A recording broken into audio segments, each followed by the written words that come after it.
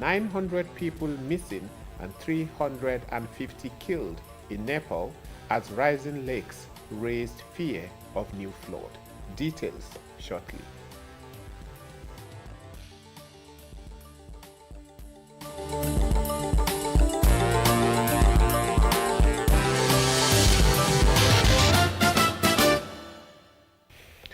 A very good evening and glad to have you join us on the news. My name is Vina Adams. The news is coming to you live from our Rayfield studio. Now the news in details. The federal government has constituted a panel of top security chiefs and given it a 90-day time frame to make recommendations on a proposed 5-year rolling plan to rejig the national security architecture of Nigeria. The committee is expected to propose a coherent strategic system in which Nigeria's assessment of threats determines operational objectives, while those objectives, in turn, determine the capabilities required. Secretary to the Government of the Federation, SGF, Senator George Akume, inaugurated the committee Wednesday on behalf of President Bola Tinubu. The president said the nation, which is eager to win the battle against insecurity, will demand professionalism and speed, stressing that this restoration of security and peace was a matter of urgent importance. The committee is headed by the Special Advisor to the President on Homeland Security, Major General Adeyinka Famadewa, retired. Other members are the Minister of Defense, General Christopher Musa, National Security Advisor Nuhu Ribadu, Minister of State for Defense, Bello Muhammad Matawali, and Chief of Defense Staff, General Olufemi Oluyede. Also on the panel are Chief of Army Staff, Lieutenant General Wahid Shaibu, Chief of Air Staff, Air Marshal Sunday Kelvin Aneke, Chief of Naval Staff, Vice Admiral Idi Abbas, Inspector General of Police Olatunji Rilwan Disu, Director General of the Department of State Services Tosin Adiola Ajayi, and Director General of the National Intelligence Agency, Ambassador Mohammed Mohammed. Akume charged them to approach the assignment with the highest degree of professionalism, objectivity, urgency, and patriotism. The SGF also urged members to bring their collective expertise to bear on developing a coherent framework that will strengthen Nigeria's capacity to anticipate, plan for, and respond to current and emerging security threats. He assured the committee of the government's full support and cooperation, adding that his office had been authorized to consult or co-opt representatives of other ministries, departments, and agencies whose specialized knowledge might be required. Plateau State government has reaffirmed its commitment to reduce malnutrition in vulnerable children across the state. Commissioner for Local Government and Chieftaincy Affairs Ephraim Usman disclosed this at the Stakeholders Engagement on Nutrition Peer Review Symposium held at the Pangshin Local Government Secretariat for Central Zone. Details of the report by Mangu Zonal Correspondent Rangnan Ignatius are completed in our studio. Represented by the Director Budget Planning Statistics of the Ministry, Philip Haruna, the Commissioner thanked President Bola Tinubu for initiating the program in the 774 local government areas in the country. The Commissioner said Governor Caleb Mutfwang is committed to the success of adding value to nutritional supports for rural children. He noted that peer review is to enable the committee discuss challenges, profile possible solutions, and make headways towards overcoming what is before them. The future of the nation is at stake by malnutrition. The children are the future of this nation, and they are the victims of this malnourished system of life. So the federal government and the government and our governor will never joke, has never played, and will never play with it. That's the essence. He sent like messengers, come, go into the hinterlands. What is happening? And we send you guys, now we are coming to hear from you. What can we take back to him? Speaking on behalf of his colleagues, Deputy Chairman of Pangshin, Caleb Dassar, who heads the Nutrition Committee of Pangshin, observed that members of the committee across the zones are ready to put in their best, but however lamented that logistic issues are hindering the process. Presenting their reports, the focal persons from the 5 local government areas said non-release of funds, means of transportations to difficult rural communities, and lack of continuity in similar programs among among many, remains major challenges. For success to be achieved, the stakeholders appeal to the government to deduct money meant for the committee from source, provide motorcycles for each of the 17 local governments to ease transportation, creation of more distribution centers, as well as release of budgets meant for the program. The Ngolongas in the Jika Golit, represented by the village head of Tuan in the Richard Genka, said as custodians of the culture of the people, the health of children means a wealthy society and assured of maximum support for the sustenance of the program. The delegation also paid a visit to the chairman of Pangshin Local Government Council, Felix Gonu, to intimate him for their mission. Responding, Gonu, while appreciating all stakeholders for their contributions, promised to do the needful towards ensuring the success of the program. Outgone Plateau State Commissioner for Commerce and Industries, Muhammad Nyalum, has officially handed over the mantle of leadership to the new commissioner, Musa Ashoms. He called on the new commissioner to explore new innovations that will boost the internally generated revenue of the state. The report. Hand over this handover to you to serve as a guide as you palliate Nigeria's Shortly after handing over to the new Commissioner of Commerce and Industries, the outgone Commissioner Mohamed Nyalum appreciated Governor Caleb Mutfwang for the opportunity to serve in the ministry. He advised the new leader to create new ideas that will turn around the fortunes of the ministry and attract the needed development and in the state and beyond. In this ministry, we have worked, I have planned, we have also had some challenges in trying to promote commerce and industry. We have also labored to bring about innovations in the ministry. And so let me formally welcome you to the Ministry of Commerce. In his response, the Commissioner of Commerce and Industries, Musa Ashoms, pledged to build on the achievement of his predecessor and reposition the ministry for better service delivery. He added that having served at different ministries before his recent appointment, he is optimistic that with dedication and new innovation, the ministry can be repositioned for better service delivery. For this ministry, there are a lot of opportunities. We will unbundle them. The commissioner has briefed me on the issues and I've built capacity. Governor Mutfwang has built me. Permanent Secretary in the ministry, Albert Chairman, who spoke on behalf of staff of the ministry, appreciated the outgone commissioner for a good working relationship and promised to extend same to the new commissioner, Musa Ashoms. By this transition, I know that truly there will be some rethinking in the Ministry of Commerce and Industry. So the directors in Commerce and Industry, you are expected to give 101%. So other staff. I will give my 101% in the next 2 days that I will be here. The event was attended by directors, staff and other dignitaries present. In Jos, I am Njimbin Zita. Meantime, outgone Plateau State Commissioner of Science, Technology and Innovation, Cletus Shurkuk, has formally handed over the mantle of leadership to the new Commissioner, Mohamed Nyalum. Our correspondent covered the event held at the ministry's headquarters, Joseph Gomok Secretariat in Jos, and now reports. Handing over the mantle of leadership, the outgone Commissioner Cletus Shurkuk said the Ministry of Science, Technology and Innovation has witnessed transformation under the time is now administration. He highlighted some of the ministry's achievements in the last 3 years to include hosting of the Platface and signing of a memorandum of understanding with the UNDP, among others. Formal construction of the Makerspace Innovation Center at Plateau State Polytechnic.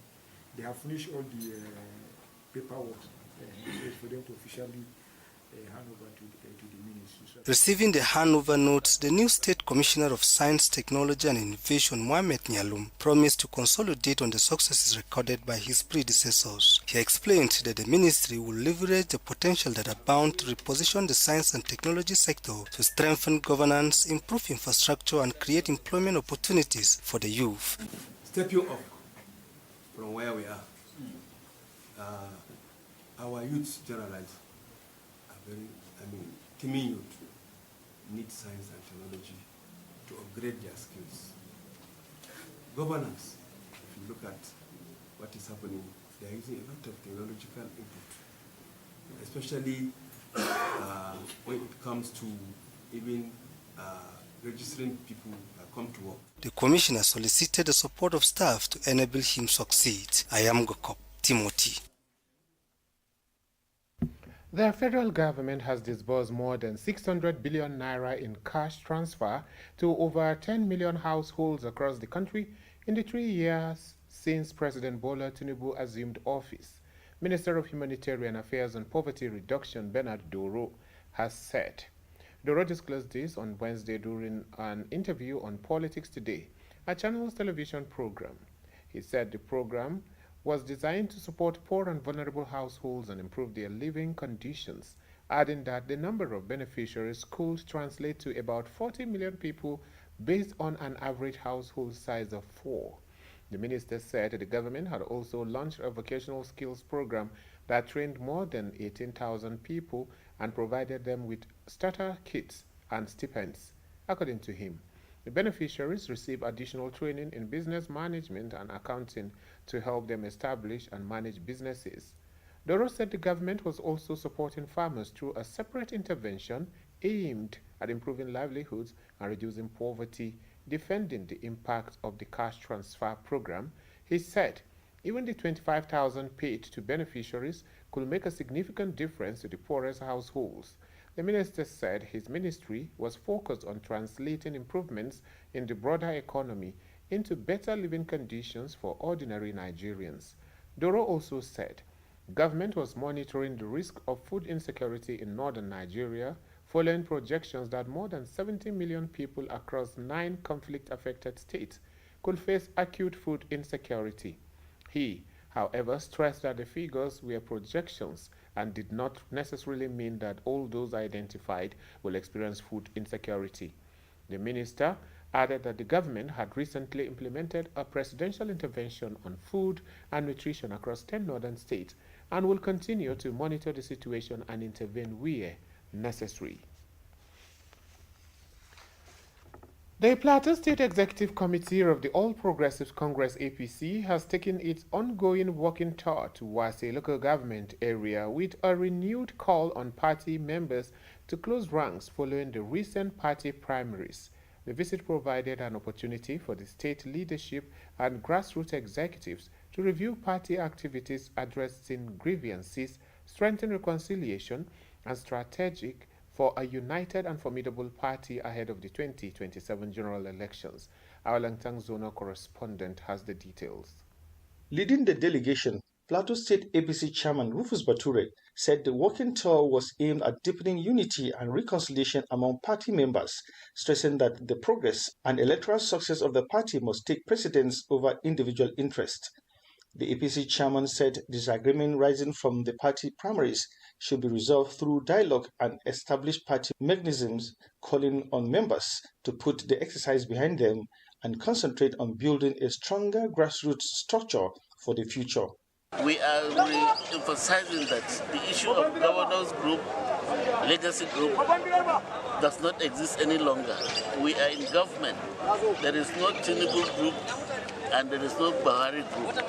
It's APC. The Southern Zonal Chairman of the party, Musa Nyalum, described the tour as timely, noting that direct interaction between the state executive and party faithfuls at the local government level will help strengthen confidence, resolve outstanding issues, and reposition the party.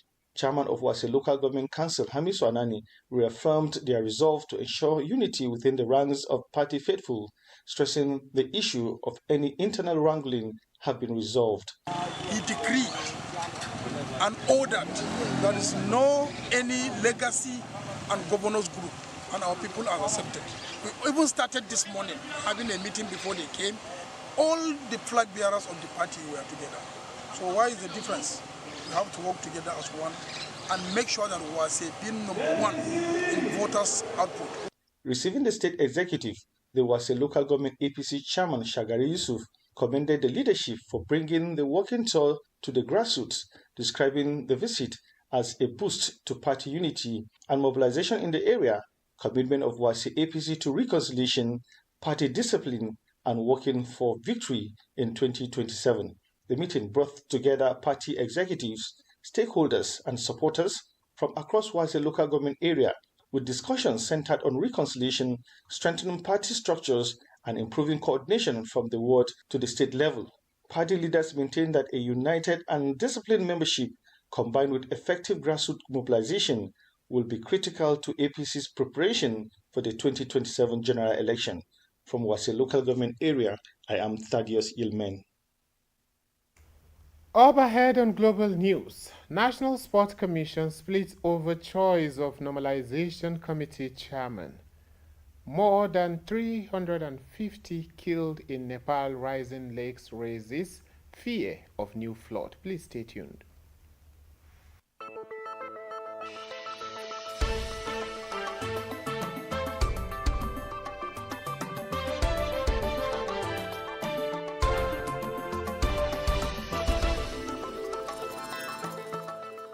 Now let's talk about health. Oral health remains an essential part of overall well-being of humans, yet access to quality and affordable dental care continues to pose a challenge to many Nigerians. This was the focus at the Nigerian Dental Association, Plateau State, which brought together stakeholders to deliberate on practical steps towards implementing Nigeria's national oral health policy. The conference took place at the Tedford Hall, Just University Teaching Hospital, Jute. The report.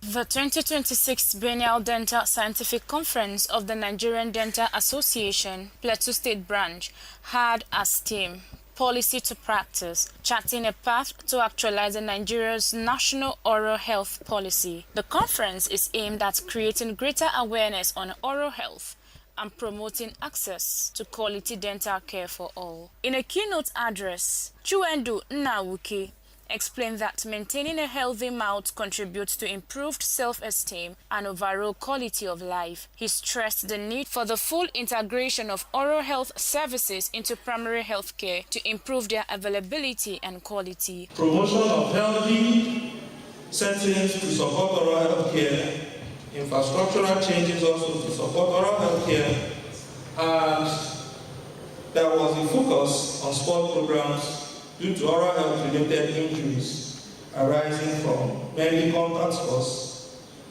and the policy directed attention. Speaking on artificial intelligence and dentistry, Nentawe Yusuf said dental professionals can leverage AI to enhance their expertise and improve service delivery in the profession. The Plateau State chairperson of the Nigerian Dental Association, Fumilayo Yomi, disclosed that the state's chapter has introduced a bi-monthly program tagged Oral Health Awareness and Free Dental Checkups. She said the program targets places of worship, institutions, communities, and organizations as part of efforts to take oral health awareness closer to the people. We started, that's every 2 months, going from one place to the other.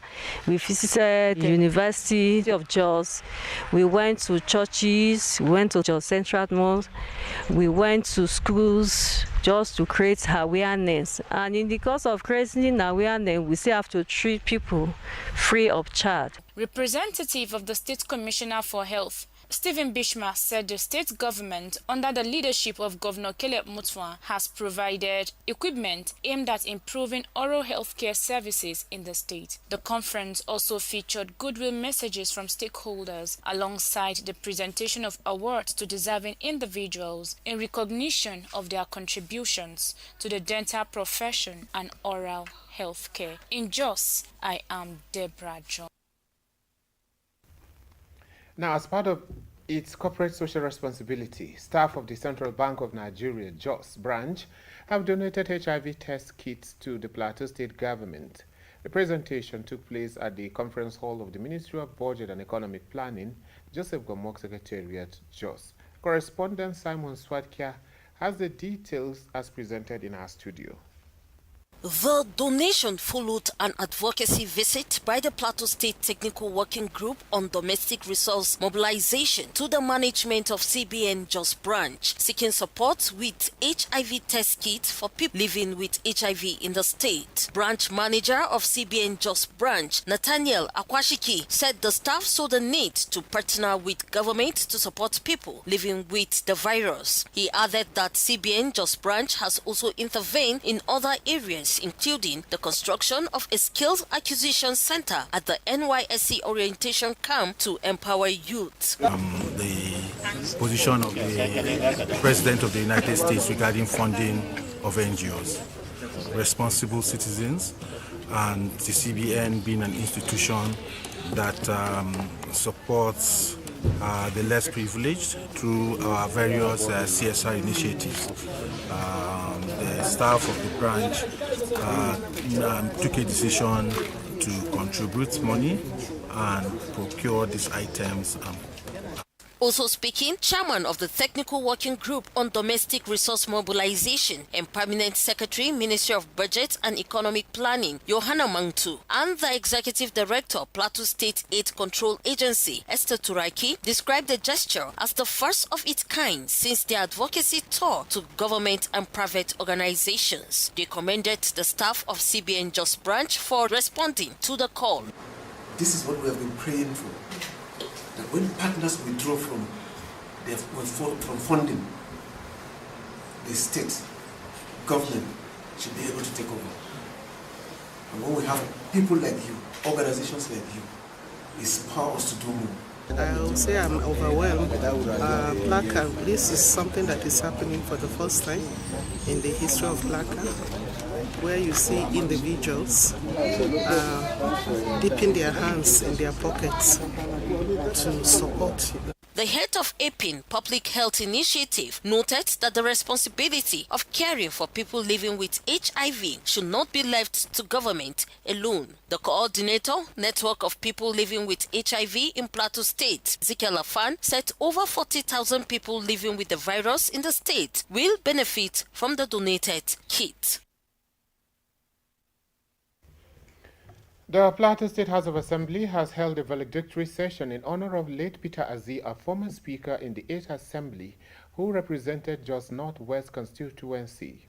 The 10th Assembly described his life as one of dedicated service, humility, and commitment to the development of Plateau State. Our House of Assembly correspondent witnessed the session at the Assembly complex in Jos and now reports. The solemn session brought together lawmakers, family members, former colleagues and other dignitaries to pay tribute to the late legislator Peter Azzi, who served as Speaker in the Plateau State House of Assembly during the 8th Assembly and represented Jos Northwest constituency. Members of the House described late Peter Azzi as a seasoned politician, bridge builder and an astute parliamentarian whose contributions to legislative development and good governance left lasting footprints in the state. He presided over the Honorable House, yet power did not change him. We celebrate a life of service, a life that reminds us that leadership is not about how long we stay. Let us use this period to think deeply and find ways and means that will be able to hold each other, even in death. Speaker of the Plateau State House of Assembly, Nanlong Daniel, highlighted the leadership qualities of the late former Speaker, noting his commitment to legislative excellence, peace and service to the people. Right Honorable Peter Azzi not merely occupied the office of the Speaker. He accepted the challenge of leadership with humility, discipline and a deep sense of service. He served his house at a time when leadership demanded their courage. The valedictory session also featured tributes from former members, family and friends who acknowledged the late Peter Azzi's dedication, humility and valuable contributions during his time as a lawmaker. The House also observed a minute silence in honor of the deceased, as well as opened a condolence register to that regard.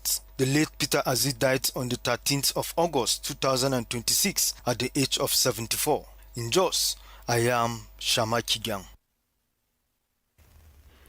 And on the foreign scene, rescuers are looking for survivors after a massive flash flood on the Nepal-Tibet border destroyed homes, swamped roads, and swept away bridges.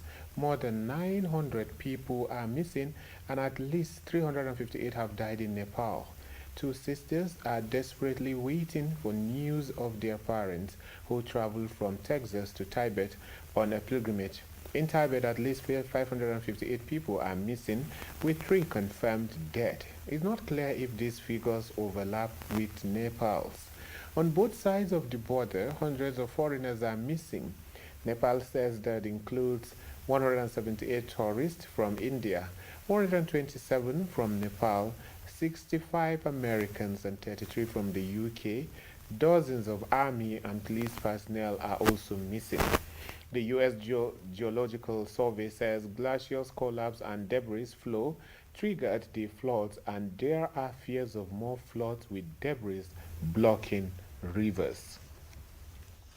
And in sports, following the resignation of the president of the Nigerian Football Federation, NFF, Ibrahim Gusau, and other board members, the National Sports Commission, NSC chieftains, are at loggerheads over who to name Normalization Committee chairman. Recall, reports explain how the NFF board quit following intense pressure after poor management of Nigerian football and funds. The Department of State Services, DSS, joined other security operatives in investigating the NFF over the utilization of the 17 billion naira federal government intervention fund released to the Federation for players' wages and bonuses. Meanwhile, NFF General Secretary Dr. Muhammad Sanusi has confirmed that he has resigned amid a major leadership shakeup at the country's football governing body. Sanusi's resignation was confirmed on Thursday by the former NFF chief scribe himself, according to reports. He reportedly stated that the resignation of both himself and NFF President Gusau was true.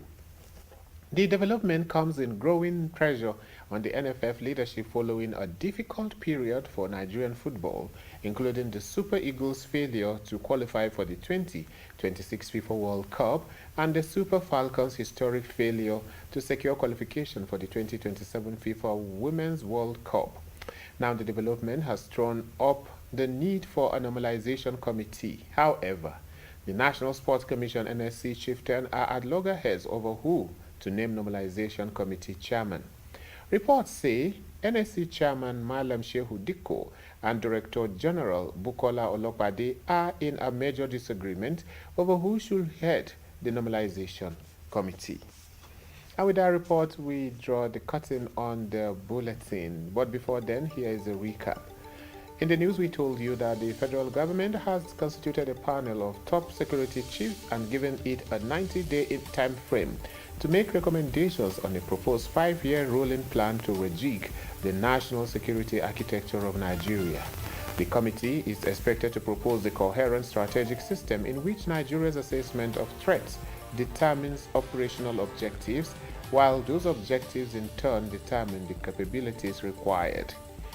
Plateau State government has reaffirmed its commitment to reduce malnutrition in vulnerable children across the state. Commissioner for Local Government and Chieftaincy Affairs, Ephraim Usman, disclosed this at a stakeholders engagement on nutrition peer review symposium held at Panshin Local Government Secretariat for the Central Zone. The federal government has disbursed more than 600 billion naira in cash transfers to over 10 million households across the country in the 3 years since President Bola Tinubu assumed office. Minister of Humanitarian Affairs and Poverty Reduction Bernard Doro has said. Doro disclosed this on Wednesday during an interview on Politics Today, a Channels television program. And finally, following the resignation of the President of Nigeria Football Federation, NFF, Ibrahim Gusau, and other board members, the National Sports Commission NSC chieftains are at loggerheads over who to name Normalization Committee chairman. Recall, reports explain how the NFF board quit following intense pressure after poor management of Nigerian football and funds. And that's it on the news. Remember to join us at 10 for the news update. But before then, enjoy the rest of our program.